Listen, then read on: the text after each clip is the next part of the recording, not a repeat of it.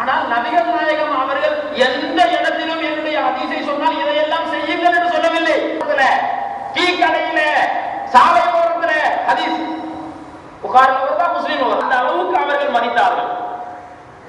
எனவே கேள்வி என்பது இரண்டு வகையான கேள்வி இருக்கின்றது. ஹதீஸின் மூலம் தெளிவு பெறுவது, ஃபிக்ஹ்வில் ஒரு பழக்கம் இருந்தது. அவர்கள் சொல்லுகிறார்கள், உன்னிடத்தில் யாரேனும் கேள்வி கேட்டால் அந்த கேள்விக்கு உரிய பதிலை மட்டும் சொல். அதற்கு என்ன சந்தேகம் கேட்கப்படுகின்றதோ அதை பற்றி சொல், அதுக்கு மேல சொல்லாது. மேல சொல்லாதனா என்ன அர்த்தம்? மேல சொல்ல வேண்டாம் என்று சொன்னால் தடுப்புக்கு மதித்தார்கள். ஆனால் இன்றைக்கு கேள்வி என்கின்ற, சந்தேகம் என்கின்ற பெயரிலே ஹதீஸ் மட்டம் தட்டப்படுகின்றது. உயர்த்தி பேச வேண்டாம் என்கின்ற இறைவசனம் இருக்கின்றது. அந்த இறைவசனத்திற்கு விளக்கம் எழுதும்போது சொல்கிறார்கள், நபிகள் நாயகம் அவர்களுக்கு முன்னால் சத்தத்தை உயர்த்துவது மட்டுமல்ல சட்டம். அவர்களுடைய ஹதீஸை ஒருவர் சொன்னால், அவருடைய ஹதீஸை ஒருவர் சொல்கிறார், அந்த நேரத்தில் கூட சத்தத்தை உயர்த்தி பேசக்கூடாது. இமாம்கள் எழுதி வைத்திருக்கிறார்கள் சட்டம். இது எதை காட்டுகிறது? அன்பிற்குரியவர்களே, நான் ஆரம்பத்தில் சொன்னேன், இந்த கேள்வி பதில் நிகழ்ச்சி சுமார் 50 ஆண்டுகளுக்கு முன்னால் நிகழ்ந்திருந்தா பிளவு ஏற்படுவதற்கு வாய்ப்பில்லை. முகம் சுழிக்கின்ற சமயத்தில் தான் அங்கே பிரச்சனை ஏற்படுகின்றது. இன்னும் ஒரு விஷயத்தை நான் சொல்கின்றேன். என்னுடைய மதிப்பிற்குரிய ஆசிரியர் சில சட்டத்திட்டங்கள் எழுதி கொடுக்கணும், இப்படி இருக்கணும் சொல்லி எழுதி கொடுக்கணும். கீழே என்ன எழுதி கொடுக்கும் தெரியுமா? எந்த பள்ளியில், எல்லா பள்ளியிலும் எழுதி போடப்பட்டு விட்டால் பள்ளிவாசல்கள் குழப்பம் வருவதற்கு வாய்ப்பே இல்லை. ஆனால் அல்லாஹ் சொல்கிறான், கேள்வி எழுப்புங்கள் என்று சொல்கிறான். கேள்வி கேளு. உங்களுடைய அறிவு பகுதிக்கு இங்க நடக்கக்கூடிய இந்த கேள்வி பதிலில் பல விஷயங்களை நீங்கள் ஆர்வத்தோடு எதிர்நோக்கி கொண்டிருக்கிறீர்கள். விளக்கம் தெரியாமல் அதற்கெல்லாம் விளக்கமாக அமையும் என்று கூறிக்கொள்கிறேன். அடுத்தபடியாக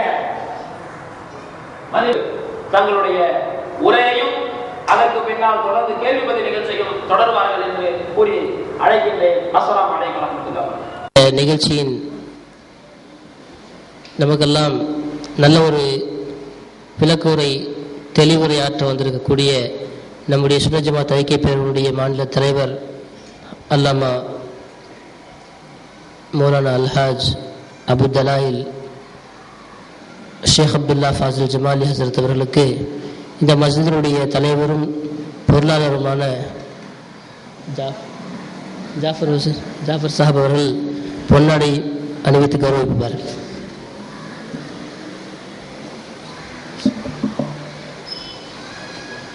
அரே தக்பீர், அரே ரிசாலத், அரே தக்பீர், அரே ரிசாலத்.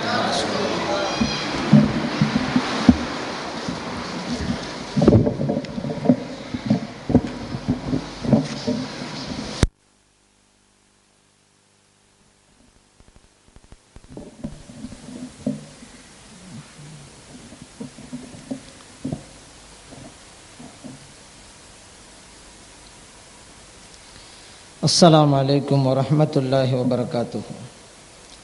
الحمد لله رب العالمين والصلاة والسلام على سيدنا محمد وعلى آله وصحبه أجمعين.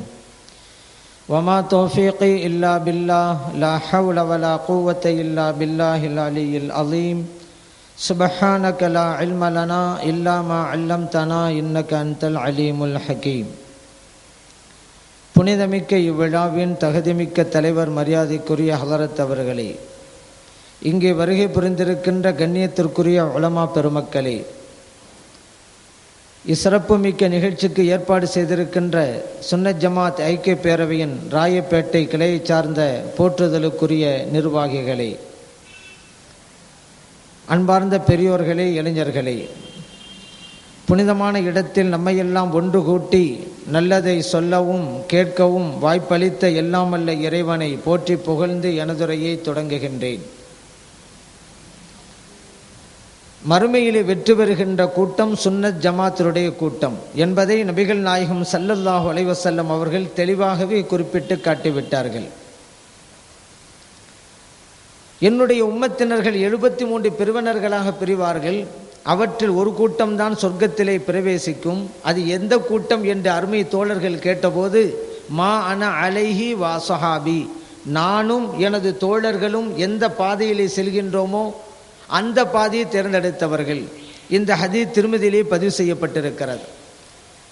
நான் எந்த பாதையிலே செல்கின்றேனோ என்பதுதான் அஹ்லு சுன்னத். சுன்னத் ஸல்லல்லாஹு அலைஹி வஸல்லம் அவர்கள் சென்ற பாதை சுன்னத். எனது தோழர்கள் எந்த பாதையிலே சென்றார்களோ அந்த பாதையை தேர்ந்தெடுக்கக்கூடியவர்கள், அதுதான் ஜமாஅத், அஹ்லு சுன்னா வல் ஜமாஅத். இது அல்லாத மற்ற இயக்கங்கள் எல்லாம் வழிகேட்டிலே தான் இருக்கின்றன. இன்றைக்கு குர்ஆனையும் ஹதீஸையும் பின்பற்றுகிறோம் என்று ஒரு கூட்டம் வந்தது. அது ஒவ்வொரு நாளும் கொஞ்சம் கொஞ்சமாக தேய்ந்து கொண்டே போய்விட்டது. முதலாவதாக சொன்னார்கள், குர்ஆன் ஹதீஸை பின்பற்றுவோம், சஹாபா பெருமக்கள் தேவையில்லை. அப்புறம் இப்போ கொஞ்சம் சொல்றாங்க, ஸல்லல்லாஹு அலைஹி வஸல்லம் அவர்கள் பின்பற்றுவதே கூட 2 வகை இருக்குது. வஹியை கொண்டு பின்பற்றுவது ஒன்று, வஹி இல்லாத பின்பற்றுவது ஒன்று.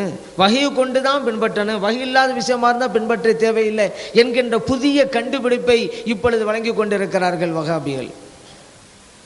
அதே போல பாருங்க, நாங்கள் பிதாத்தை ஒழிக்க போகிறோம் என்றார்கள். உண்மையில் பிதாத்தை ஒழித்தார்களா? அவர்கள் தான் பிதாத்தை இந்த மார்க்கத்திலே நுழைத்து விட்டார்கள். பிதாத்தை ஒழிக்க போகிறோம் என்று சொல்லிக்கொண்டு எல்லையில்லாத பிதாத்துகளை இந்த மார்க்கத்திலே புகுத்தி விட்டார்கள். என்ன பிதாத்தை செய்றீங்க, ஃபாத்தியா ஓதுறீங்க அப்படின்னாங்க. ஃபாத்தியா ஓதுவது பிதாத் அல்ல. காரணம், ஃபாத்தியா என்பது குர்ஆனிலே ஒரு பகுதி. குர்ஆனை ஓதுவது என்பது நபிகள் நாயகம் ஸல்லல்லாஹு அலைஹி வஸல்லம் அவர்களுக்கு காட்டி தந்த வழிமுறை. காரணம், அவங்களே சொன்னாங்க, அலிஃப் லாம் மீம் என்பது ஒரு எழுத்தல்ல, அலிஃபுன் ஹர்ஃபுன், அலிஃப் என்பது ஒரு எழுத்து, லாமுன் ஹர்ஃபுன், லாம் என்பது ஒரு எழுத்து, மீமுன் ஹர்ஃபுன், மீம் என்பது ஒரு எழுத்து அப்படின்னு சொன்னா, அலிஃப் லாம் மீம் என்கின்ற போது 30 நன்மைகள் கிடைக்கும், ஓதுங்கள் என்கிறார்கள் இறை தூதர் நபிகள் நாயகம் ஸல்லல்லாஹு அலைஹி வஸல்லம் அவர்கள். ஹதீஸை பின்பற்றோன்னு சொல்லிக்கிட்டு இருக்கக்கூடிய ஒரு கூட்டம் குர்ஆனை ஓதாதே என்கிறது. குர்ஆனை ஓதாதே என்று வெளிப்படையே சொல்லவில்லையே தவிர, ஃபாத்திஹா ஓதாதே என்றாலே குர்ஆனை ஓதாதே என்றுதான் அர்த்தம். காரணம், ஃபாத்திஹா என்பது குர்ஆனில் இருக்கக்கூடிய 114 சூறாக்கள் அது ஒரு சூறா. மௌலிது ஓதுவது பிதாத் என்றார்கள். நபிகள் நாயகம் ஸல்லல்லாஹு அலைஹி வஸல்லம் அவர்கள் மஸ்ஜித் நபவியிலே மிம்பர் படி அமைத்து கொடுத்து ஹஸ்ஸான் இப்னு சாபித் ரலியல்லாஹு அன்ஹு அவர்களை அழைத்து ஏறி நின்று படியுங்கள் என்றார்கள். ஹஸ்ஸான் இப்னு சாபித் ரலியல்லாஹு அன்ஹு ஏறி நிற்கிறாங்க. ஃபாஹர அன் ரசூலில்லாஹி ஸல்லல்லாஹு அலைஹி வஸல்லம், இறைத்தூதர் ஸல்லல்லாஹு அலைஹி வஸல்லம் அவர்களை புகழ்ந்து படித்தார்கள். புகாரிலே பதிவு செய்யப்பட்ட ஹதீஸ் பறைசாட்டு கொண்டிருக்கிறது. அப்படின்னு சொன்னா, மௌலிது ஓதுவது, கவி நடையிலே இறைத்தூதர் ஸல்லல்லாஹு அலைஹி வஸல்லம் அவர்களை புகழ்வது என்பது மார்க்கம் நமக்கு வழிகாட்டுகிற சுன்னத். அந்த சுன்னத்தை செய்கின்ற நம்மை பார்த்து பிதஅத்தை செய்கிறீர்கள் என்று சொன்னார்கள் இந்த வஹாபிகள். ஆனால் அவருடைய நிலை இன்றைக்கு என்ன? உண்மையில் அவர்கள் தான் பிதஅத்தை செய்கிறார்கள். திருடியவன் மக்கள் எல்லாம் திருடன் திருடன் சொல்லும் பொழுது இவனு சேர்ந்து திருடாமா, ஏன்னா மக்கள் இவன் மேல சந்தேகப்படக்கூடாதுங்கிறதுனால. உண்மையிலே பிதஅத்தை அவர்கள் தான் செய்கிறார்கள். ஒன்றா இரண்டா? நபிகள் நாயகம் ஸல்லல்லாஹு அலைஹி வஸல்லம் சொல்கிறார்கள், குர்ஆனை தொடுவதாக இருந்தால் சுத்தம் வேண்டும் என்கிறார்கள். லா யமுஸ்ஸல் குர்ஆன இல்லா தாஹிருன், பரிசுத்தமானவர்கள் தான் குர்ஆனை தொட வேண்டும். முவத்தாவிலே தாரகுத்னியிலே இந்த ஹதீஸ் பதிவு செய்யப்பட்டிருக்கிறது. இதுதான் நம்முடைய மார்க்கம் காட்டி தருகிற வழிமுறை. ஆனால் இன்றைக்கு இந்த வஹாபி என்ன சொல்றாங்க? குர்ஆனை தொடுவதற்கு சுத்தம் தேவையில்லை, சுத்தம் இல்லாவிட்டாலும் தொடலாம் என்கிறார்கள். மார்க்கம் சொல்கிறது சுத்தம் வேண்டும், இவர்கள் சொல்கிறார்கள் சுத்தம் தேவையில்லை. மார்க்கத்திலே இல்லாத கருத்தை இவர்கள் புகுத்துகிறார்கள். இவர்கள் தான் பிதஅத்துக்காரர்கள். ஏன்னா பிதாத்துக்கு நபி நாம் ஸல்லல்லாஹு அலைஹி வஸல்லம் அற்புதமான இலக்கணம் வகுத்து காட்டி விட்டார்கள். மன் அஹதத ஃபீ அம்ரினா ஹாதா மா லைஸ மின்ஹு ஃபஹுவ ரத்துன். இந்த மார்க்கத்திலே இல்லாத ஒன்றை யார் புகுத்துகிறாரோ அந்த கருத்து ரத்து செய்யப்பட வேண்டும். புகாரியிலே முஸ்லிமிலே பதிவு செய்யப்பட்ட ஹதீஸ். மார்க்கம் சொல்கிறது குர்ஆனை தொட வேண்டுமானால் சுத்தம் வேண்டும். இவர்கள் சொல்கிறார் தேவையில்லை, மார்க்கத்திலே இல்லாத கருத்தை புகுத்துகிறார்கள். ஜக்காத் அப்படித்தானே, குல்ல ஆமீன், ஒவ்வொரு வருடமும் ஜக்காத்து கொடுப்பது கடமை என்று நபிகள் நாயகம் ஸல்லல்லாஹு அலைஹி வஸல்லம் சொல்றாங்க. அபூதாவுதிலே பதிவு செய்யப்பட்டிருக்கிறது. ஆனால் இந்த வஹாபிகள் சொல்கிறார்கள் ஒவ்வொரு வருடமும் ஒரு தடவை கொடுத்தாலே போதும். அப்படியானால் மார்க்கத்திலே இல்லாத கருத்தை இவர்கள் புகுத்துகிறார்கள். இந்த வஹாபிகள் தான் பிதஅத்துக்காரர்கள். அதே போல ஷாபானுடைய இரவு, லைலத்து ஷாபான்ல பராத்துடைய இரவுன்னு ஒன்று சொல்றோம்ல, அதெல்லாம் மார்க்கத்தில் என்கிறார்கள். ஆனால் நபிகள் நாயகம் ஸல்லல்லாஹு அலைஹி சொல்றாங்க கூமு லைலஹா வ சூமு நஹாரஹா. அந்த ஷாபான் மாதத்திலே 15ஆம் இரவு பராத்து இரவிலே நீங்கள் நின்று வணங்குங்கள், பகலிலே நோன்பு வையுங்கள். இப்னு மாஜாவிலே பதிவு செய்யப்பட்ட ஹதீஸ்.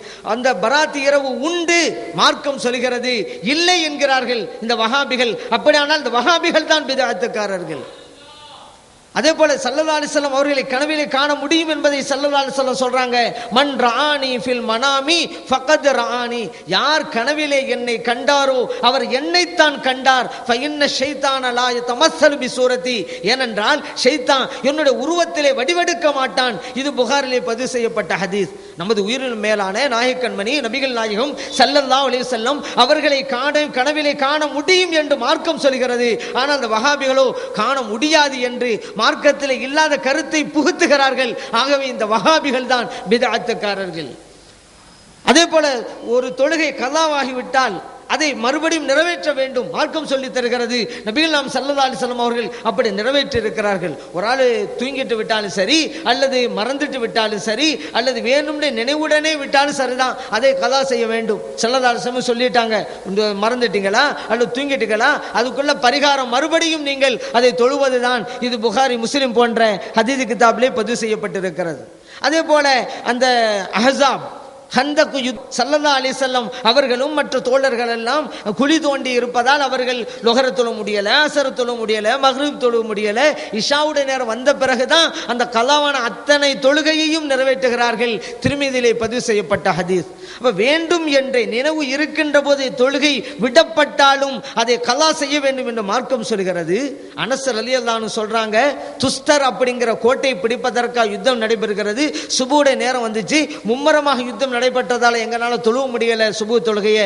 சூரியன் உதித்த நேரம் ஆகிய பின்புதான் அந்த சுபு தொழுகையை நாங்கள் கலா செய்தோம். புகாரியிலே பதிவு செய்யப்பட்ட ஹதீஸ். கலா உண்டு மார்க்கம் சொல்கிறது. ஆனால் இந்த வஹாபிகள் கலா தொழுகை இல்லை என்கிறார்கள். அப்படியானால் இந்த வஹாபிகள் தான் பிதஅத்துக்காரர்கள் என்பதை நாம் புரிந்து கொள்ள வேண்டும். மார்க்கம் என்ன நம்மளாம் சொல்லுதோ மாற்றமாக இவர்கள் தான் செஞ்சிட்டு இருக்கிறாங்க. இப்ப இவர்கள் பிதஅத்தை ஒழிக்க போகிறோம் என்று சமூகத்திற்கு மத்தியிலே வந்து அப்பாவி இளைஞர்களை ஏமாற்றி உண்மையிலேயே பிதஅத்தை இந்த சமூகத்துக்குள்ளே புகுத்து கொண்டிருக்கக்கூடியவர்கள் இந்த வஹாபிகள் தான். அது மட்டும் இல்லைங்க, ஷிர்க்கை ஒழிக்க போகிறோம்டாங்க. பக்கா ஷிர்க்கை அவர்கள் நுழைத்துக் கொண்டிருக்கிறார்கள். சமூகத்திலே இறைவனுக்கு உருவம் உண்டு என்கிற பச்சை ஷிர்க்கை அவிழ்த்துக் கொண்டிருக்கிறார்கள். சஹீஹான ஹதீஸை தான் பின்பற்றுவோம், நாங்க பலவீனமான ஹதீஸை தான் பின்பற்ற மாட்டோம் அப்படின்னு அவர்கள் கூக்கரிட்டார்கள். இன்றைக்கு நிலைமை என்ன? எத்தனையோ பலவீனமான ஹதீஸ்களை வைத்துத்தான் அவர்கள் தங்களுடைய பணிகளை ஆற்றிக் கொண்டிருக்கிறார்கள். அதைத்தான் நம்ம சுலோன் விவாதத்திலையும் கேட்டோம். மதஹப் வேணாம்னு சொல்றதுக்கு குர்ஆன் ஹதீஸை தான் பின்பற்றணும், மதஹப்லாம் வேணாம். அப்ப நீங்க ஒரு ஹதீஸை எப்பொழுதுமே சொல்றீங்கல்ல, ஏடுகள் தோறும் எழுதுகிறீர்கள், மேடைகள் தோறும் முழங்குகிறீர்கள். அது என்ன? தரக்து ஃபீக்கும் அம்ரைன், உங்களிடம் நான் இரண்டை விட்டு செல்கிறேன். லன் ததுல்லு மா தமஸ்ஸக்து பிஹுமா, அந்த ரெண்டையும் பட்டுப்பிடிக்கும் காலமெல்லாம் ஒரு காலம் நீங்கள் வழித வர மாட்டீர்கள். ஒன்று கிதாபுல்லா, இறைவனுடைய வேதம், இன்னொன்று சுன்னத் ரசூலிஹி, இறைத்தூதர் ஸல்லல்லாஹு அலைஹி வஸல்லம் அவருடைய வழிமுறை. இதை சொல்றீங்களே, இது பலவீனமான ஹதீஸ் தானே, உங்களுடைய கொள்கைக்கு முரணாகி போச்சு. நீங்க ஆதாரபூர்வமான ஹதீஸா இருந்தாதான் நாங்க ஏற்று நடப்போம் அப்படின்னு சொல்லிக்கிட்டே இருக்கிறீங்களே. அப்படியானால் இந்த பலவீனமான ஹதீஸை ஏன் எடுத்து சொல்லிக் கொண்டிருக்கிறீர்கள்? இதை பலவீனமானது அப்படின்னு நீங்களே சொல்லிட்டா விட்டுருங்க, இனிமே சொல்லக்கூடாது. இல்லை இது ஆதாரபூர்வமானது என்றால் இந்த மன்றத்திலே நிரூபியுங்கள் என்று அந்த விவாத மன்றத்திலே காலையில் எடுத்து வச்ச கேள்வியை சொல்ல முடிஞ்சா? நைட்டு தான் முடியுது விவாதம். நாங்கள் மறந்துட்டோம், அதனால தான் சொல்ல முடியல அப்படின்னு அவர்கள் ஏதாவது கொஞ்சம் சாக்கு போக்கு சொல்லுவாங்க. அப்படிங்கிறதுனால இடையிலேயே அதை நினைவூட்டினோம். இப்படி கேள்வி வச்சிருக்கிறோம், இன்னும் நீங்க பதில் தரவில்லை, கடைசி வரைக்கும் தரல, இப்பொழுதும் தர முடியாது, காமத்து நாள் வரைக்கும் தர முடியாது. காரணம் அது பலவீனமான ஹதீஸ். அது போல நெஞ்சில கை கட்டுறது பலவீனமான ஹதீஸை வைத்துக் கொண்டுதான் இன்னைக்கு நெஞ்சு மேலே கைகளை கட்டி கொண்டு இருக்கிறார்கள். நாங்க ஆதரவுபூர்வம் ஹதீஸை எடுப்போம் அப்படிங்கிறது நிலையாக இருந்தால் நெஞ்சில கை வைக்கலாமா? நம்ம ஏதாவது வச்சா குர்ஆனை ஓதணும், ஸல்லல்லாஹு அலைஹி வஸல்லம் சொல்லி இருக்கிறாங்க, இறந்து போனவர்களுக்கு நீங்க குர்ஆன் ஓதுங்க அப்படின்னு சொல்லி, இக்ரவு யாசின் அலா மௌதாக்கும், உங்களை முன்சென்றவர்களுக்கு யாசின் சூராவை ஓதுங்கள். இது அஹ்மதுல, அபூதாவுதுல, இப்னு மாஜால பதிவு செய்யப்பட்டிருக்கு. இதெல்லாம் சொன்னாக்கா இது பலவீனமானது அப்படின்னு சொன்னா, பலவீனமான ஹதீஸை வைத்துக்கொண்டு எப்படி நீங்கள் நெஞ்சிலே கை கட்டலாம்? ஏன்னா இப்னு ஹுஸைமாவில் அந்த ஹதீஸ் இருக்குது, பொதுவாக அலா சதுரிஹிக்கு நெஞ்சுக்கு மேலே என்று இவர்கள் மீனிங் வைப்பதே தப்பு. அலாவுக்கு அங்க மீது மேலேன்ற அர்த்தமே கிடையாது, அலாவுக்கு சமீபத்திலேன்று தான் அர்த்தம். இவர்கள் அர்த்தம் வைப்பதே தப்பு, அது ஒரு விஷயம். அடுத்து இந்த ஹதீஸ் பலவீனமானது இப்னு ஹுஸைமாவில் பதிவு செய்யப்பட்டிருக்கு. அறிவிப்பாளர் வரிசையிலும் முஹம்மல் என்பவர் இடம்பெறுகிறார். அவர் சய்யுல் ஹிஃப்தி, மனன சக்தி சரியில்லாதவர். ஆகவே இது பலவீனமான ஹதீஸ். இந்த ஹதீஸுடைய விளக்க உரையாக பக்கத்தில் எழுதி வச்சிருக்காங்களே இப்னு ஹுஸைமாவில் ஓர குறிப்பில். அப்ப ஏன் எடுத்தீங்க நீங்க? அப்ப எந்த கொள்கையிலே தான் நிலையாக இருக்கிறார்கள் இந்த வஹாபிகள்? இல்லை, இந்த ஹதீஸ் அஹ்மதிலே வருகிறது. அங்கேயும் அறிவிப்பாளர் வரிசையிலே சிமாக் என்பவர் இடம்பெறுகிறார். அவர் ஹதீஸ்களை வல்லுநரிடத்திலே பலவீனமானவர். அவர் வந்தாக்கா அந்த ஹதீஸ் சரியா ஆகாது, அவர் தான் வர்றாரு. அப்படியானால் நெஞ்சிலே இருக்கிற கையை கீழே போட்டு அல்லவா நாங்க சொல்ற ஹதீஸ் எல்லாம் பலவீனமானது நீங்க சொல்லணும்? பலவீனமான ஹதீஸை வைத்துக்கொண்டு நெஞ்சிலே கை கட்டி கொண்டு நாங்கள் கூறிய ஹதீஸ்களை பலவீனமானது என்று சொல்வதற்குண்டான தார்மீக உரிமை இந்த வஹாபிகளுக்கு கிடையாது. இப்படி ஒன்றல்ல இரண்டல்ல. அப்ப மக்கள் என்ன சொன்னாங்க? விதத்தை ஒழிக்க போகிறோம் என்று விதத்தை புகுத்தினார்கள். சையான ஹதீஸை தான் பின்பற்றுவோம் என்று சொல்லிக்கொண்டு பலவீனமான ஹதீஸை எல்லாம் இப்பொழுது அவர்கள் தான் அமளி செய்து கொண்டு வருகிறார்கள். சமூகத்திலே நாங்கள் ஒற்றுமை உருவாக்க போகிறோம் அப்படின்னாங்க. என்ன மார்க்கம் ஒன்று, குர்ஆன் ஒன்று, இறை தூதர் ஒன்று. அப்படி இருக்கும்போது என்ன ஷாஃபி என்ன ஹனஃபி? ஷாஃபிலே கூடும், ஹனஃபிலே கூடாது, ஏன் இந்த வேற்றுமை? உடனே நான் இளைஞர்கள், பாவம் அப்பாவி இளைஞர்கள், இவங்க சொன்னோன்னே ஆமா சரிதானே, நம்ம எல்லாம் ஒன்னா இருக்கலாம் தானே, நல்ல எண்ணத்துல தான் இவங்க சொன்னோன்னு நல்ல எண்ணத்துல தான் போனாங்க. ஆனா இன்னைக்கு அங்க நிலைமை என்ன? நம்மை 4 என்றார்கள், அவர்களோ 40ஆகவும் 400ஐ நோக்கியும் சென்று கொண்டிருக்கிறார்களே. அவங்க குர்ஆன் ஹதீஸ் பின்பற்றினா ஒன்னா இருக்கலாம் நாங்களே. அவர்களுடைய அந்த வாதம் என்னானது? இன்னைக்கு ஆளுக்கு ஒரு சட்டம். ஒரு ஆளு தற்கொலை பண்ணிட்டு இறந்துட்டாரு, ஜனாசா தொழுகை இருக்கிறதா இல்லையா? அவர்கள ஒரு பிரிவு சொல்லுது உண்டு, இன்னொரு பிரிவு சொல்லுது இல்லை. அவர் 2 பேர் யாரு? குர்ஆன் ஹதீஸ் தான் பின்பற்றிட்டு இருக்கிறா. இமாமெல்லாம் வேணாம், குர்ஆன் ஹதீஸ் பின்பற்றா நம்ம ஒன்னா இருக்கலாம், ஒத்துமையா இருக்கலாம் அப்படின்னு சொல்லிவிட்டு ஆளுக்கு ஒரு சட்டம். ஏன்? அதே போல விரலை அசைக்கிறது, விரலை அசைப்பது தான் நபி வழி ஒரு கூட்டம் சொல்லுது, அவங்கள ஒரு கூட்டம். அசைக்கலாம் அசைக்காமலும் இருக்கலாம் இன்னொரு கூட்டம் சொல்லுது.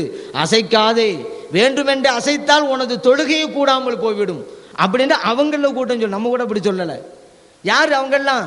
இளைஞர்களை ஏமாத்தி வாங்க வாங்க நம்மெல்லாம் ஒற்றுமையா இருக்கலாம்னு சொல்லி இளைஞர்களை அழைத்தவர்கள். இளைஞர்களை அழைத்து வைத்துக் கொண்டு 4 கூறுகளாக 40 கூறுகளாக இருந்து கொண்டிருக்கிறார்கள்.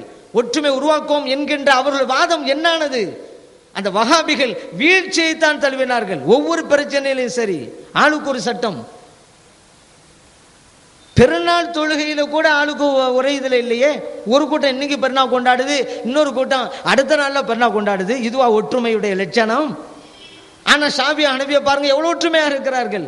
ஒரு ஊர்ல பெருநாள் கொண்டாடுனா ஷாஃபி ஹனஃபி எல்லாம் சேர்ந்து ஒரே நாள்ல கொண்டாடுறாங்க. எந்த ஊர்லயாவது ஷாஃபிக்கு இன்னைக்கு பெருநாள் அடுத்த நாள் தான் ஹனஃபிக்கு எங்கேயா கேள்விப்பட்டிருக்கீங்களா? ஆனா இன்னைக்கு அவங்கள பாருங்க, அவங்கள ஏ பிரிவுக்கு இன்னைக்கு பெருநாள், பி பிரிவுக்கு அடுத்த நாள் பெருநாள். ஒரே பள்ளியிலே 2 பெருநாட்கள் நடத்திய வினோதம் எல்லாம் தமிழகத்திலே நடந்தது. அவங்களுக்குன்னு ஒரு பள்ளியாசல் கட்டிவிட்டாங்க, அப்புறம் பிரிஞ்சு போயிட்டாங்க. அவங்கள ஒரு கூட்டம் இன்னைக்கு பள்ளியாசல்ல கொண்டாடுது, பெருநாள் கொண்டாடுறாங்க. அதே பள்ளியாசல்ல இன்னொரு கூட்டம் அடுத்த நாள் பெருநாள் தொழுது. இதுதான் ஒற்றுமையா? இளைஞர்களை ஏமாத்தினாங்க. என்ன ஷாஃபி ஹனஃபி பிரிவினை ஏன்? வாங்க ஒற்றுமையா இருக்கலாம். இப்ப இந்த இளைஞர்கள்லாம் அவங்கள பார்த்து கேட்கணும். அப்படி கேட்கக்கூடிய காலம் வந்து விட்டது. என்னங்க ஷாஃபில கூடும் ஹனஃபில கூடாது, ஏன் வேற்றுமை? வாங்க எல்லாம் ஒன்னா இருக்கலாம் தானே எங்களை கூப்பிட்டீங்க, நாங்க வந்துட்டோம்ல. இப்ப நீங்க என்ன ஆளுக்கு ஒரு சட்டம் சொல்லிக்கிட்டு இருக்கிறீங்களே? எல்லாம் நீங்க ஒற்றுமை ஆகணும். குர்ஆன் ஹதீஸ் பின்பற்றீங்க, நீங்க எல்லாம் ஒரே சட்டம் சொல்லுங்க, அப்பதான் உங்கள்கிட்ட இருப்போம். ஆளுக்கு ஒரு சட்டம் சொன்னீங்க, நாங்க போயிருவோம் ஷாஃபிக்கு. நாங்கள் போயிடுவோம் ஹனபிக்குன்னு வந்துடணும் இளைஞர்கள். ஏன் அவங்க சொல்ல ஏமாத்த போச்சுல. எனக்கு ஒரே வீட்டுக்குள்ளேயே 2 பேர்னால கொண்டு வந்துட்டாங்களேங்க, இதுவா ஒற்றுமை? மனைவி ஜாக்கு ஜமாத்தா இருக்குது, கணவர் தௌஹீத் ஜமாத்தா இருக்கிறாரு. திடீர்னு நோம்பு பிடிச்சுக்கிட்டே வந்த மனைவி நோம்பை விட்டுட்டு நல்லா சாப்பிட ஆரம்பிச்சிருச்சு. ஏமா இன்னைக்கு பெருநாள், என்ன விஷயம்? சவுதியில் பெற பார்த்துட்டாங்கல்ல, சவுதியில் பெற பார்த்துட்டு இங்கே பெற மாற்ற மாதிரி நாங்கள் பெருநாள் கொண்டாடுவோம். பாவம் கணவர் நோம்போட இருக்கிறாரு. என்னப்பா உன்னுடைய மனைவி நல்லா சாப்பிட்றாங்க, பெருநாள் கொண்டாடிக்கிட்டு இருக்காங்க, நீ நோன்பு வச்சுட்டு இருக்க. நான் தௌஹீத் ஜமாத்துங்க, இங்கே பெற பார்த்தா தான் நான் பெருநாள் கொண்டாடுவேன், இங்கே ஒன்றும் பார்க்கலையில நான் நாளைக்கு தான் கொண்டாடுவேன். ஒரே வீடு, கணவன் மனைவி, மனைவிக்கு இன்றைக்கு பெருநாள், கணவனுக்கு நாளைக்கு பெருநாள். இவதான் ஒற்றுமை ஏற்படுத்த போறான். மத விட்டுட்டு வாங்க, ஒற்றுமை ஏற்படுத்த போறான். இதான் ஒற்றுமை? ஒரே வீட்டுக்குள்ள 2 பெருநாளா? என்ன? வேதம் ஒன்று, இறைவன் ஒன்று, இறைத்தூதர் ஸல்லல்லாஹு அலைஹி வஸல்லம் ஒன்று, மார்க்கம் ஒன்று. ஒரே வீட்டுக்குள்ளே மட்டும் பெருநாள் மட்டும் 2 எப்படி வந்தது? இதுதான் நீங்க ஏற்படுத்தி விரும்பிய ஒற்றுமையா? அப்ப இந்த இளைஞர்கள் அவங்ககிட்ட கேட்கணும், இந்தாங்க நீங்க எல்லாம் ஒண்ணு, குர்ஆன் ஹதீஸ் சொல்லிவிட்டீங்க, இமாம்கள் வேணான்ட்டீங்க, நாங்க வந்துட்டோம், நீங்க எல்லாம் ஒன்னாகணும், இல்லைன்னா நாங்க போயிடுவோம், வந்த இடத்துக்கு வந்துடுற இளைஞர்கள். அப்ப இந்த வஹாபிகள்லாம் இவர் இதுவரைக்கும் ஏற்படுத்த முனைந்த அனைத்திலும் வீழ்ச்சியைத்தான் தழுவினார்கள். இதுதான் உண்மை. காரணம், என்றைக்குமே சத்தியம் தான் ஜெயிக்கும், அசத்தியம் அழிந்து போகும். அதை இன்னைக்கு நம்ம பார்த்துக்கிட்டே இருக்கிறோம். 20 வருடங்களில் இந்த தமிழக மண்ணில் வஹாபிசம் செத்து மடிந்தது என்பதை தான் நம்ம பார்த்துக்கிட்டு இருக்கிறோம். இந்த வஹாபிசத்தை வளர்க்கறதுக்கு அவங்க செலவழித்த ரூபாய் எவ்வளவு, எத்தனை கோடிகள், அவர்கள் செலவழித்த நேரங்கள், காலங்கள், அவர்கள் உழைப்புகள் எல்லாம் விழலுக்கு அளித்த நீராகி போய்விட்டது அல்லவா? காரணம் என்ன? சத்தியம் ஜெயிக்கும். அதான் இப்போ அலம்பல் புலம்பல்லாம் நடந்துகிட்டு இருக்கு. இமாம்களை திட்டுறது, வலிமார்களை திட்டுறது. ஏன் பொறுக்க முடியலை? என்ன இவ்வளோலாம் செஞ்சோமே, கடைசியில் ஒன்றும் முடியாமல் போச்சே, அப்படிதான் ஆகும். அது சத்தியம் சத்தியம் தானே. அதனால் இன்னும் சிலருக்கு இது சம்பந்தமாக, சுன்ன ஜமாத்து கொள்கைகள் சம்பந்தமாக வினாக்கள், ஐயங்கள் எழுந்து கொண்டே இருக்கின்றன. அவைகளுக்கு பதில் என்ன, அதற்கு தீர்வை கொடுக்க வேண்டும் என்பதற்காகத்தான் இந்த கூட்டத்திற்கு ஏற்பாடு செய்யப்பட்டிருக்கிறது. கேள்விகள் வாசிக்கப்படும், அதற்கு பதிலும் கொடுக்கப்படும்.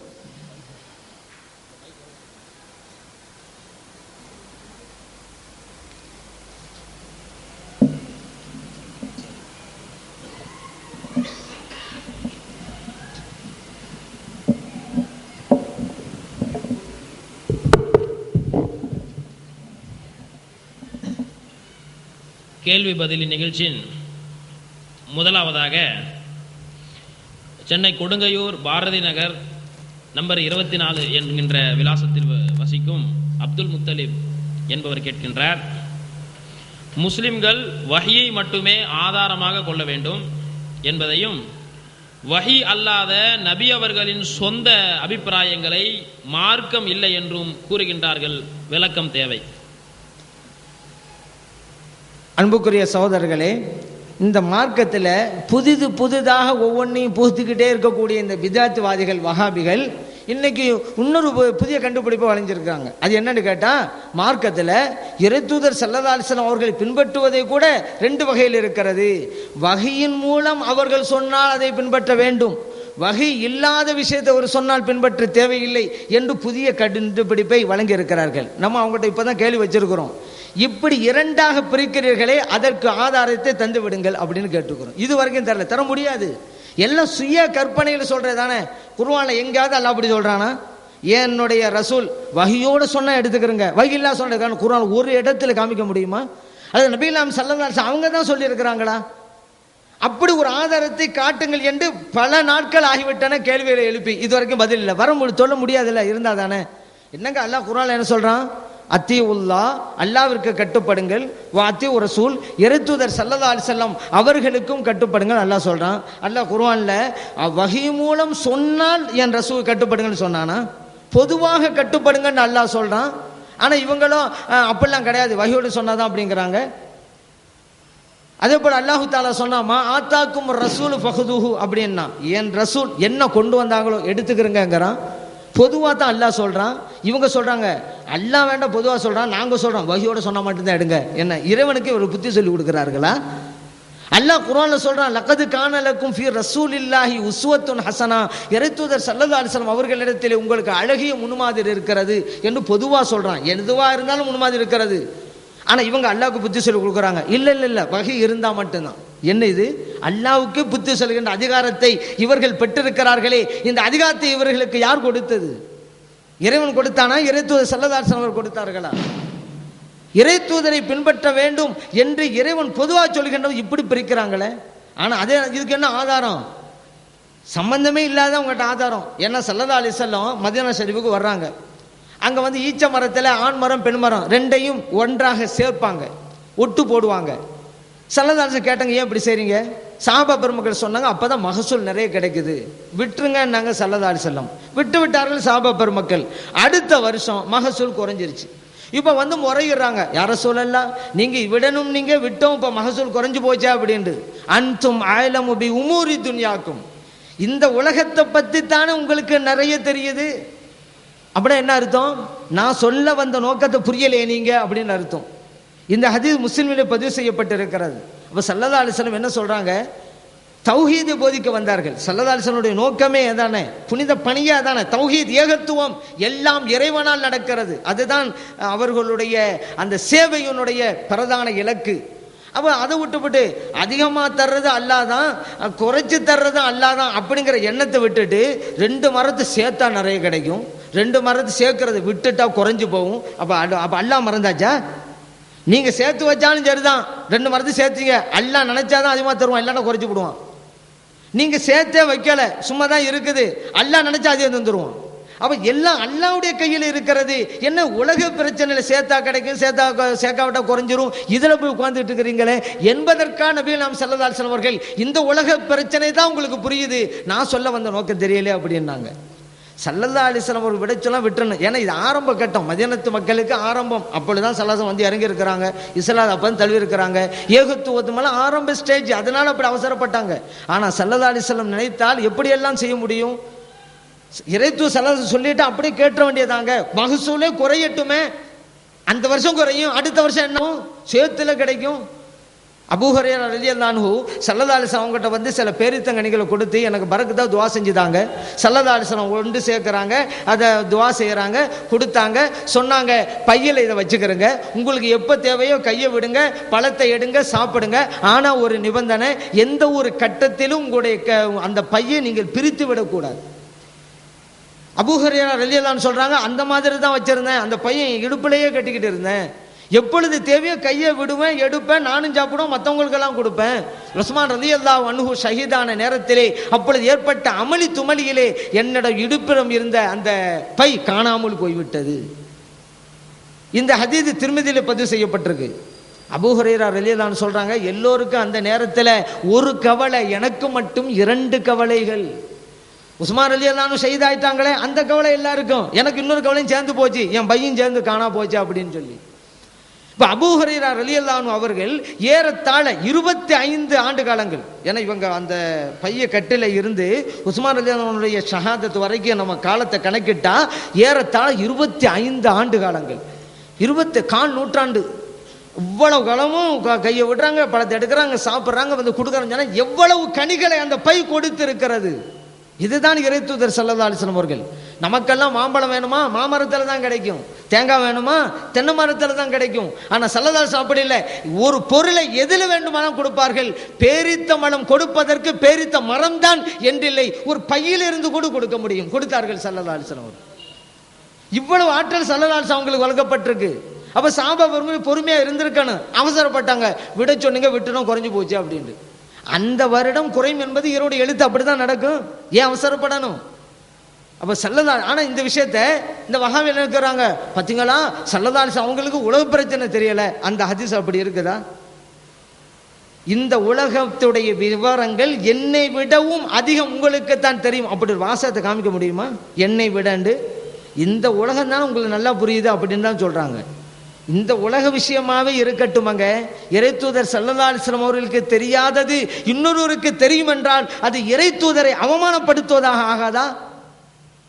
இன்னைக்கு அதைத்தான் அந்த வஹாபி செய்றாங்க. சரி, அந்த ஹதீஸ்ல ஸல்லல்லாஹு அலைஹி வஸல்லம் இன்னும் சொல்றாங்க, அருமை தோழர்களே, நீங்கள் இனிமேல் நீங்கள் இஷ்டப்படி செய்யுங்க அப்படின்ட்டாங்க. ஏன் நாங்கள் அதை ஒட்டு போடாமல் இருந்தோம், குறைஞ்சி போச்சுன்றவொன்னே அப்படியா இனிமேல் நீங்கள் ஒட்டு போட்டுக்கிறங்க, இந்த உலக சம்பந்தமாக எனக்கு எது வேணாலும் செஞ்சுக்கிறலாம், மார்க்கம்னு வந்துட்டா எனக்கு கட்டுப்படுங்க, உலக விஷயங்களை விரும்பினா நீங்கள் எடுக்கலாம், விரும்பினா எடுக்காமல் போகலாம், அது உங்களுடைய விருப்பம் என்றார்கள். இதுவும் அந்த ஹதீஸுடைய தொடர் தான் முஸ்லிமில் பதிவு செய்யப்பட்டிருக்கிறது.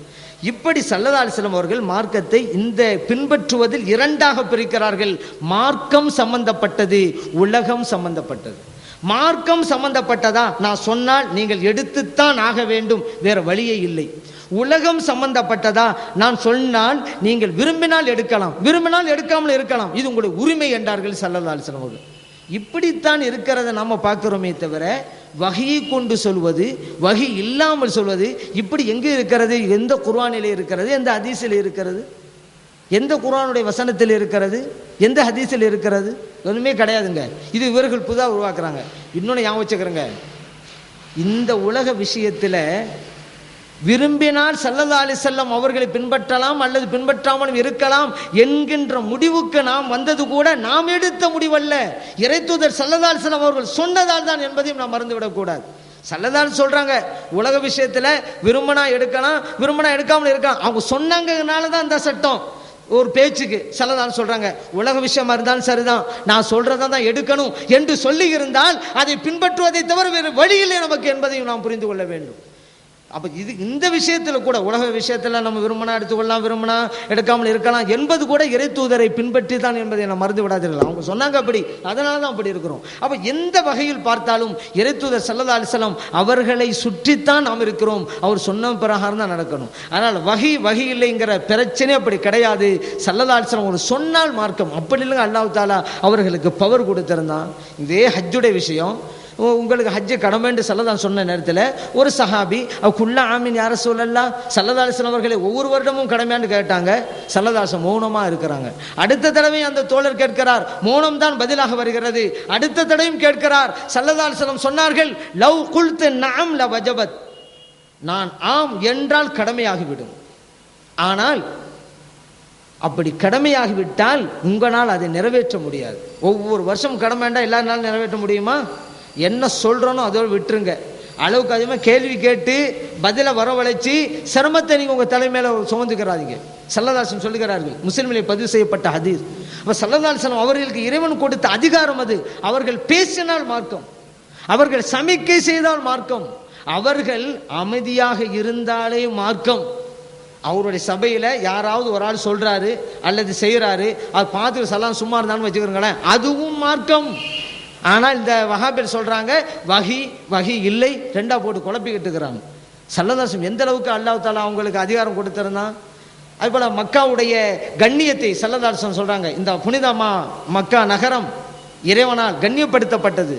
இங்கே முளைக்கின்ற முற்செடியை கூட நீங்கள் உடைக்கக்கூடாது, புற்பூண்டுகளை நீங்கள் பிடுங்கக்கூடாது. அப்படி சட்டம் போட்ட உடனே அப்பாஸ் ரலியல்லாஹு சொல்கிறாங்க, இல்லல் இதுஹர் யா ரசூலல்லாஹ், இந்த இதுஹர்னு ஒரு செடி இருக்குது, அதை எங்கள் வீட்டுக்கெல்லாம் நாங்கள் யூஸ் பண்ணுறோம், அதுக்கு மட்டும் விதிவிலக்கு தாங்க, இல்லைன்னு சொன்னால் நாங்கள் இந்த எல்லையை தாண்டி போய் எடுத்துகிட்டு வரணும், அது எங்களுக்கு சிரமமாகும். ஸல்லல்லாஹு அலைஹி வஸல்லம் அவர்கள் உடனே சொன்னார்கள், இல்லல் இதுஹர் செடிக்கு நான் விதிவிலக்கு தந்தேன் என்றார்கள் நபிகள் நாயகம் ஸல்லல்லாஹு அலைஹி வஸல்லம் அவர்கள். புகாரிலே பதிவு செய்யப்பட்ட ஹதீஸ். அதுதான் இறை தூதர் சொன்னால் மார்க்கம். விதிவிலக்கு கேட்டவன விதிவிலக்கு தந்தேன் என்கிறார்கள் அல்லவா, அந்த அளவுக்கு பவர் அல்லாஹ் கொடுத்து வச்சிருக்கும் பொழுது வஹி இருந்தா பின்பற்றுங்க, வஹி இல்லாவிட்டா பின்பற்றுங்க. எப்படி இவர்கள் இந்த பிதஅத்தை நுழைக்கிறார்கள் வஹாபிகள்? இன்னும் ஸல்லல்லாஹு சொல்றாங்களே, உங்களுக்கு ஒவ்வொரு தொழுகையிலும் மிஸ்வாக் செய்வது கடமை என்று நான் சட்டம் போட்டிருப்பேன், ஆனால் அது உங்களுக்கு சிரமம் என்பதால் நான் விட்டு விட்டேன் என்றார்கள் நபிகள் நாயகம் ஸல்லல்லாஹு அலைஹி வஸல்லம். அப்போ அவ்வளோ அதிகாரத்தில் அவங்களுக்கு கொடுத்து வச்சிருக்கிறான். நினைச்சா உன்னதை சட்டம் ஆக்கலாம், நினைச்சா சட்டம் ஆக்காமலும் இருக்கலாம், அவ்வளோ பவர் இருக்கு அவங்களுக்கு. இதே போல ரமலானுடைய மாதத்தில் முதல்ல தொழுதாங்க, பள்ளியில் ஓரளவு கூட்டம், 2ஆம் நாள் வந்தாங்க இன்னும் கொஞ்சம் அதிகம் கூட்டம், 3 நாள் வந்தாங்க இன்னும் அதிகம் கூட்டம், 4ஆம் நாள் சலாசம் வரவே இல்லை, பள்ளியே நிரம்பி வழியுது. ரமலான் மாதத்தில் சிறப்பு தொழுகைக்காக சுபுக்கு தான் வந்தாங்க ஸல்லல்லாஹு அலைஹி வஸல்லம். அப்போ சொன்னாங்க, அருமை தோழர்களே, ஏன் தெரியுமா நைட்டுக்கு வரல, நான் இப்படி ஒவ்வொரு நாளும் வந்தாக்க இந்த தொழுகை உங்களுக்கு கடமையாகிவிடும் என்றார்கள். புகாரிலே பதிவு செய்யப்பட்ட ஹதீஸ். இப்போ ஸல்லல்லாஹு அலைஹி வஸல்லம் அவர்கள் ஒன்றை செய்தால் அது மார்க்கமாகிவிடும். அவ்வளவு பெரிய அதிகாரத்தை இறைவன் அவர்களுக்கு வழங்கியிருக்கிறான். ஆனால் அந்த வஹாபிகளோ வஹி உள்ளது வஹி இல்லாதது என்றெல்லாம் அப்பாவி இளைஞர்களை குழப்பிக் கொண்டிருக்கிறார்கள். ஆனால் ஒரு வகையில் சுன்னத் ஜமாத்தினர் கொடுப்பினை பெற்றவர்கள் இமாம்களை பின்பற்றும் முடிவுக்கு வந்ததால் மார்க்கத்திலே நாம் தெளிவாக இருக்கிறோம். இன்றைக்கும் நாம் இருக்கிறோம், என்றைக்கும் இருப்போம். அடுத்த கேள்வி மௌலவி முஹியுத்தீன் ஜமாலி அவர்கள் கேட்கிறார்கள், வலிமார்களுக்காக ஆடு அறுத்து கந்தூரி கொண்டாடுவது மார்க்கத்திற்கு உடன்பாடான செயல்தானா?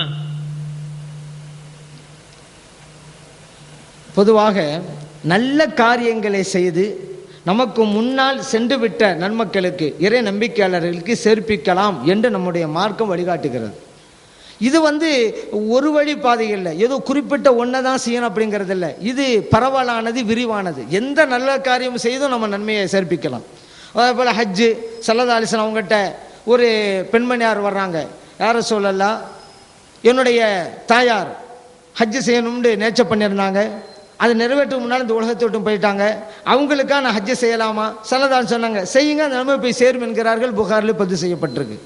அதே போல தர்மம், சஅத் இப்னு உபாதா ரலியல்லாஹு அன்ஹு ஸல்லல்லாஹு அலைஹி வஸல்லம் கிட்ட யார சொல்லலாம், நான் வெளியூர் போயிருந்தேன், என் தாயார் வஃபாத் ஆயிட்டாங்க, அவங்களுக்காக நான் தர்மம் செஞ்சா அந்த நன்மை போய் சேருமா அப்படிங்கிறாங்க.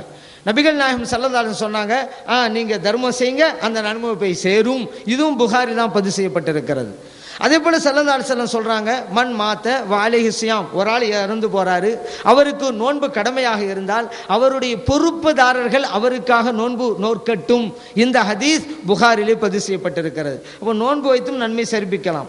அதே போல குர்ஆன் ஓதி ஸல்லல்லாஹு அலைஹி வஸல்லம் சொல்றாங்க, இக்ரவு யாசின் அலா மௌதாக்கும், உங்களில் முன் சென்றவர்களுக்கு யாசின் சூராவை ஓதுங்கள். அஹ்மதிலே, அபூதாவுலே, இப்னு மாஜால பதிவு செய்யப்பட்டிருக்கிறது. இப்படி பல்வேறு வணக்கங்களை செய்து அதோடைய நன்மைகளை இறந்து போனவர்களுக்கு சேர்ப்பிக்கிறோம் அல்லவா, அவற்றில் ஒன்றுதான் தர்மம் என்ற. அந்த தர்மம் என்பது காசாக, பணமாக, அல்லது ஒரு பிராணியை வாங்கி அறுத்து அதை ஏழைகளுக்கு கொடுத்து அதோட நன்மைகளையும் இறந்து போறவர்களுக்கு சேர்ப்பிக்கலாம் என்று மார்க்கம் வழிகாட்டுகிறது. இது நாம அப்படி இருக்கிறனால இப்படி இருக்கலாம், இப்படி இருக்கிறனால அப்படி இருக்கலாம், நம்ம ஒரு முடிவுக்கு வரல. அல்லாஹ்வுடைய ரசூல் ஸல்லல்லாஹு அலைஹி வஸல்லம் அவங்க செஞ்சு காட்டினதுங்க இது. ஸல்லல்லாஹு அலைஹி வஸல்லம் உலஹியா கொடுக்கும்போது பிஸ்மில்லாஹ் அல்லாஹ் அக்பர் சொல்லி அறுக்கிறாங்க. சொன்னாங்க, அல்லாஹும்ம இறைவனே தகப்பல் மின் முஹம்மதின், இது என்னிடமிருந்து நீ ஒப்புக்கொள்வாயாக, வாலி முஹம்மதின், என்னுடைய குடும்பத்தினருக்காகவும் ஒப்புக்கொள்வாயாக, உம்மத்தி முஹம்மதின், என்னுடைய உம்மத்தினருக்காகவும் இதை நீ அங்கீகரிப்பாயாக. முஸ்லிமிலே பதிவு செய்யப்பட்ட ஹதீஸ். அல்லாஹ்வுடைய திருநாமம் சொல்லி ஆட்டை அறுத்து அந்த நன்மையை இந்த உம்மத்துக்கு சேர்ப்பிக்கிறார்கள் நபிகள் ஸல்லல்லாஹு அலைஹி வஸல்லம். அப்படி இன்னொரு கட்டத்தில் ஆட இருக்கிறாங்க.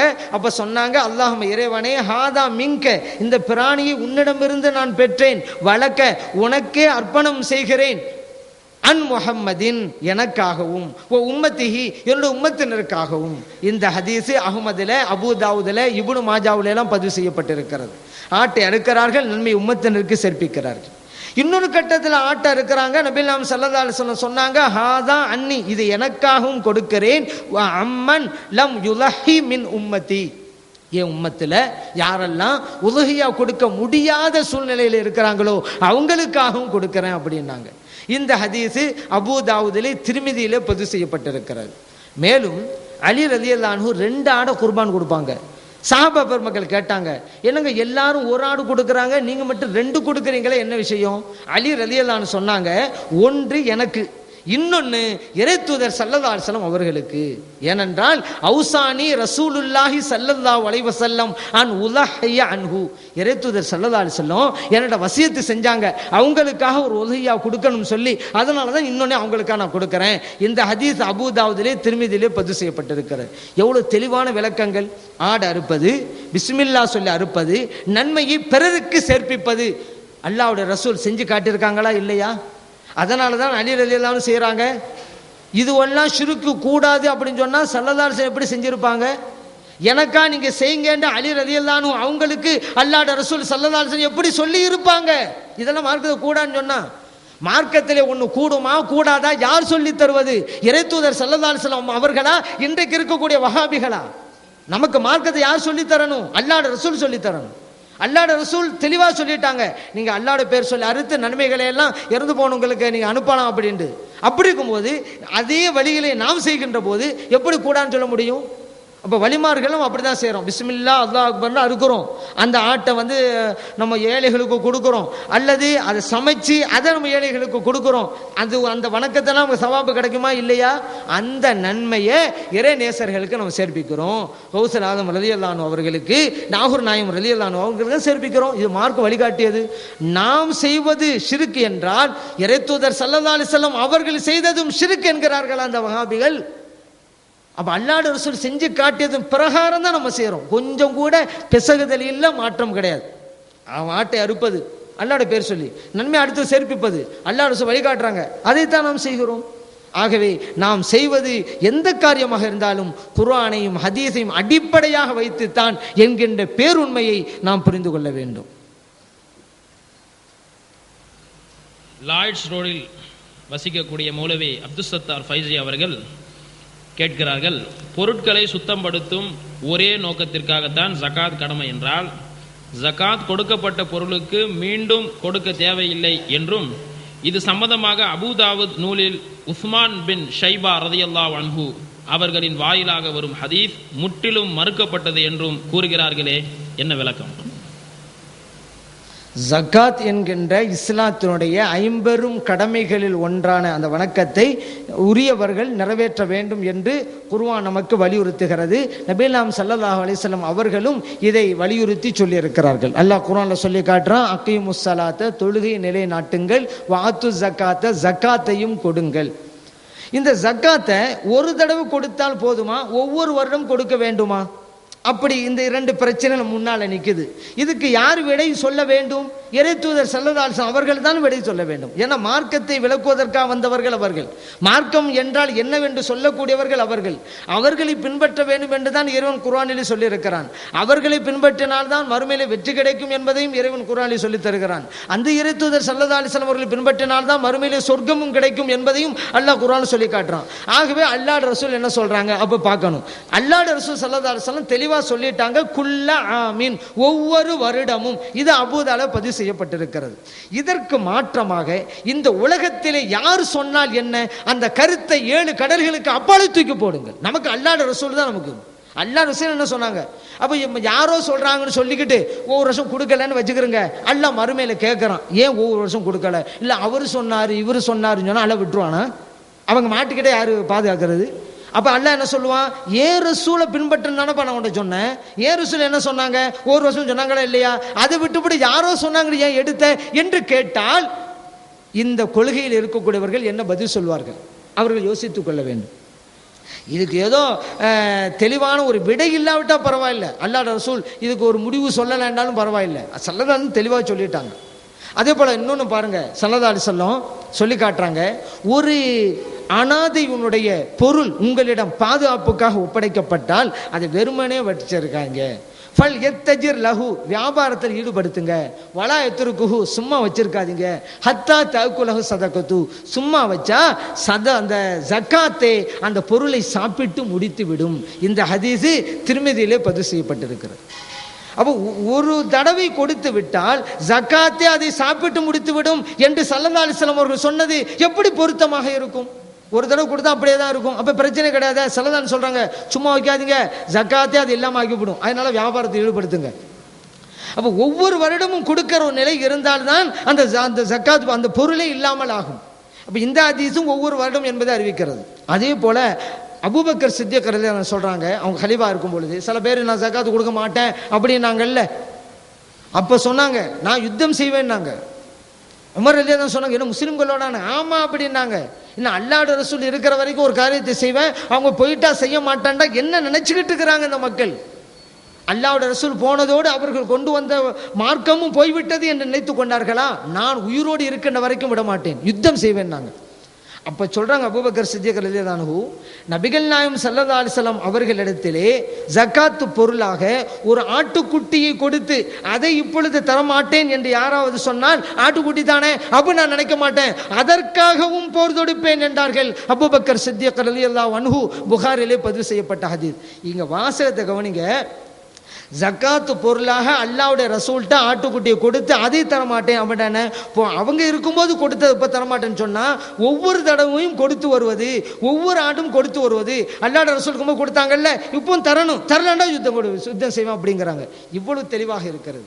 இப்போ என்ன ஒரு கேள்வி சில பேர், ஆமாம் ஜக்காத்துங்கிறது என்ன, பொருளை சுத்தப்படுத்துறதுக்கு தானே, ஒரு தடவை கொடுத்தோம் சுத்தமாகி போச்சுல அப்புறம் இன்னொரு தடவை கொடுக்கணும். இவர்கள் குர்ஆனையும் ஹதீஸையும் சரியாக விளங்கவில்லை என்பதனுடைய அடையாளமே இந்த கேள்விதான்.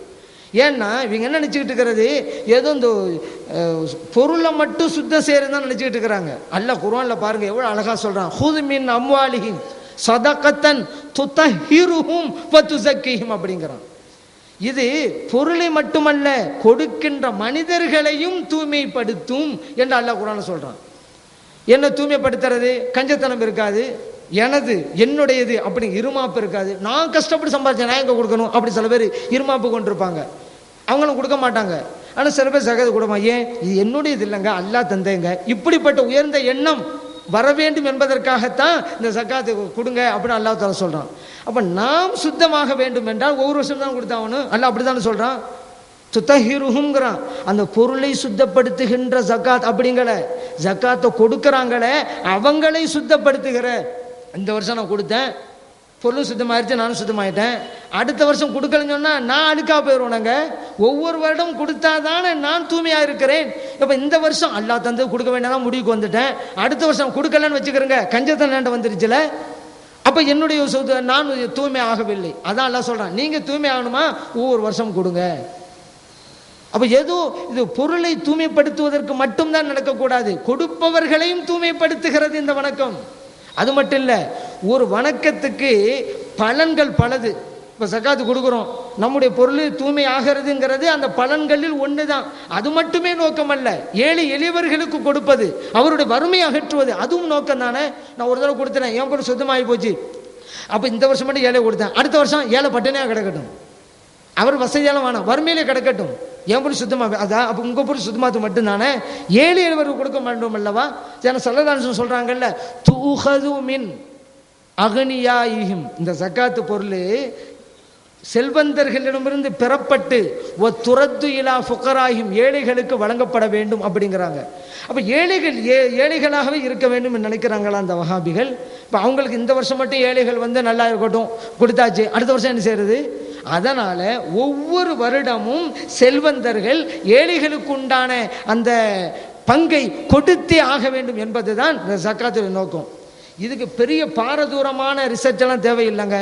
இது என்ன பொருளை மட்டும்தான் சுத்தப்படுத்துறது, வேற எதுக்கும் தேவையில்லை அப்படின்னு யாராவது வாதிட்டால் அது தவறு என்பதற்கு ஒரே ஒரு உதாரணம் போதும். என்ன தெரியுமா, இப்போ உதாரணத்துக்கு ஒரு வாப்பா இருந்தார், அவர் ஒரு 50 பவுன் நகை இருந்துச்சு, ஜக்காத்து கொடுத்துட்டாரு, பாப்பா மோத்தா போயிட்டாரு. இந்த 50 பவுன் நகை யாருக்கு வருது, மகனுக்கு வருது. இப்போ மகன் கொடுக்கணுமா இல்லைன்னு வஹாபியிட்ட கேளுங்க.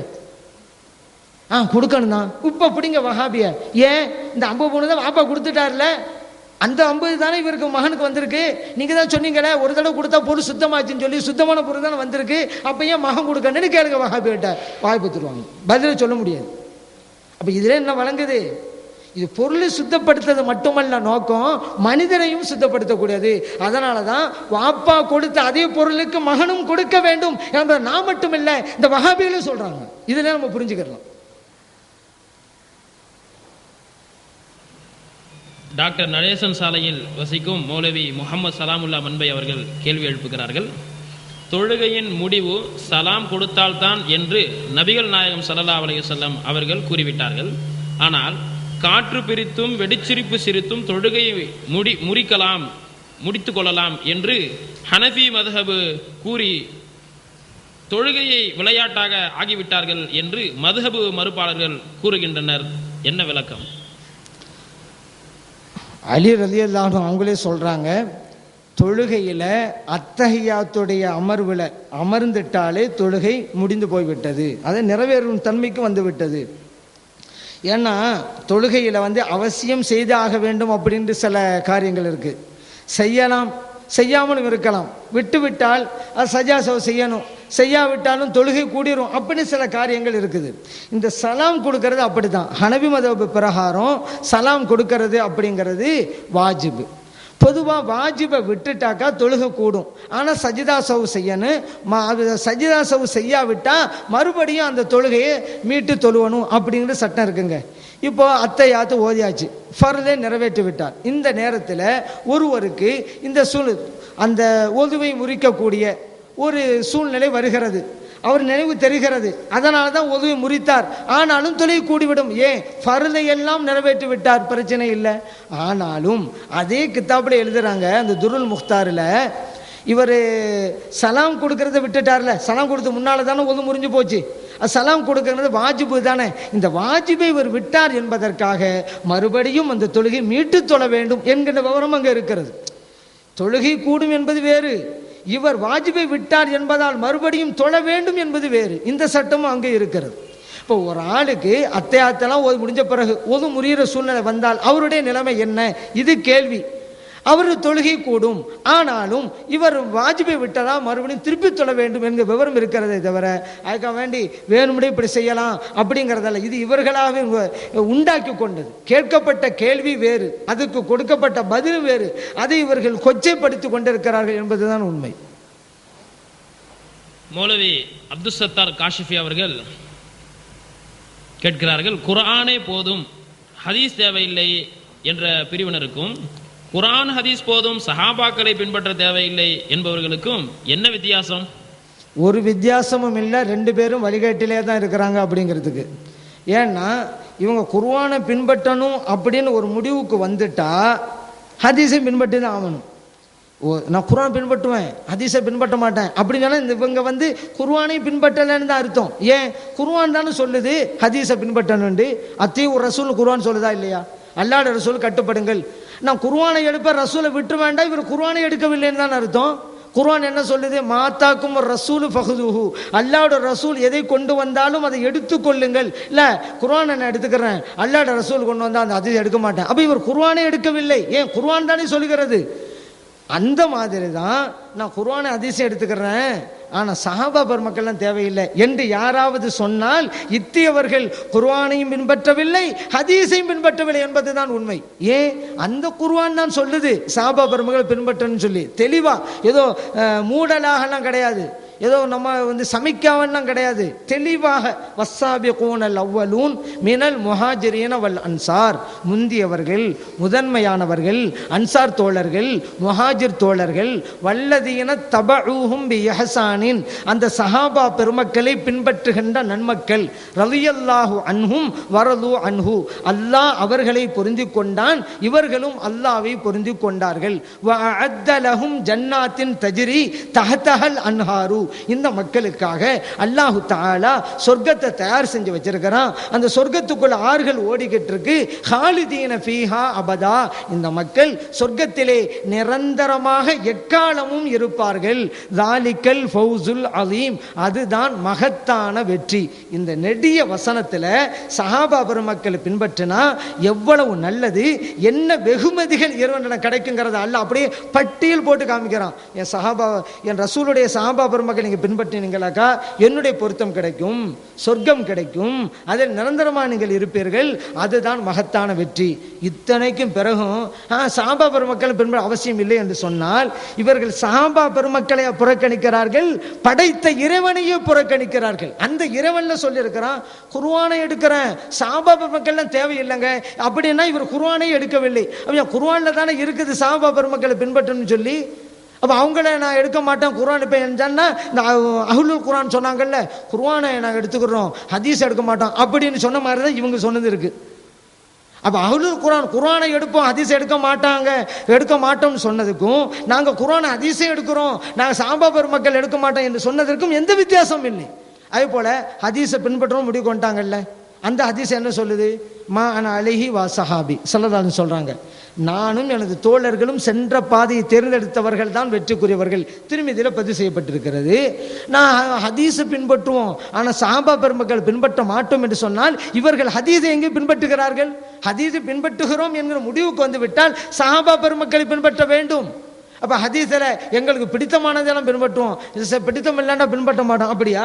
அப்ப ஸல்லல்லாஹு அலைஹி வஸல்லம் சொன்னாங்க, அலைக்கும் பி சுன்னத்தி, என்னுடைய சுன்னத்தை பற்றி பிடித்துக் கொள்ளுங்கள். இப்ப சுன்னத்தில் குலஃபாயிர் ராஷிதீன் அல் மஹ்தியீன், நேர்வழி பெற்ற எனது ஹலீஃபாக்களின் சுன்னத்துகளையும் நீங்கள் பற்றி பிடித்துக் கொள்ளுங்கள். அபூ தாவூதிலே, திர்மிதியிலே, இப்னு மாஜாவிலே எல்லாம் இந்த ஹதீஸ் பதிவு செய்யப்பட்டிருக்குதுல. அப்ப அல்லாஹ்வுடைய ரசூல் சொல்றாங்க, ஏன் சொன்னது பின்பற்றுங்க. உங்க சொன்னது பின்பற்றுகிறோம் யாரும் சொல்லலாம். இந்த வஹாபியர் சொல்லுவாங்க, ஏன் ஹலீஃபாக்களுடைய சொன்னது பின்பற்றுங்க, அது மாட்டோம் யாரும் சொல்லலாம். அதான் அப்ப என்னது, அல்லாஹ்வுடைய ரசூல் பின்பற்றுவதுடைய முறை இதுவா? அல்லாஹ்வுடைய ரசூலை பின்பற்றுகிறோம் என்றால் என்ன, அவங்க சொன்னதையெல்லாம் செய்யணும், அப்பதான் அவங்களை பின்பற்றோம்னு அர்த்தம். இல்ல எங்களுடைய அறிவுக்கு எது நல்லது படுதோ அதை மட்டும் எடுத்துக்கிடுவோம், எங்க அறிவுக்கு செல்லணும் அது. அப்ப அல்லாஹ்வுடைய ரசூலை பின்பற்றாங்க இவங்க, இவர்களுடைய சிற்றறிவியலை இவங்க பின்பற்றிட்டு இருக்கிறாங்க. இப்போ அதனால் உண்மையிலேயே குர்ஆனையும் ஹதீஸையும் பின்பற்றுகிறோம் என்கின்ற முடிவுக்கு யாராவது வந்துவிட்டால் அவர்கள் சஹாபா பெருமக்களை பின்பற்ற வேண்டும். காரணம், குர்ஆன் சொல்லுது சஹாபா பெருமக்களை பின்பற்றுங்கன்னு சொல்லி, ஹதீஸ் சொல்லுது சஹாபா பெருமக்களை பின்பற்றுங்கன்னு சொல்லி. இல்லை சஹாபா பெருமக்கள் தேவையில்லை என்று யாராவது சொன்னால் இவர்கள் குர்ஆனையும் விட்டு விட்டார்கள், ஹதீஸையும் விட்டு விட்டார்கள். சஹாபா பெருமக்களை மட்டும் இவர்கள் புறக்கணிக்கவில்லை, இறைவனை புறக்கணித்து விட்டார்கள், இறை தூதர் ஸல்லல்லாஹு அலைஹி வஸல்லம் அவர்களையும் புறக்கணித்து விட்டார்கள் என்பதுதான் பேருண்மை.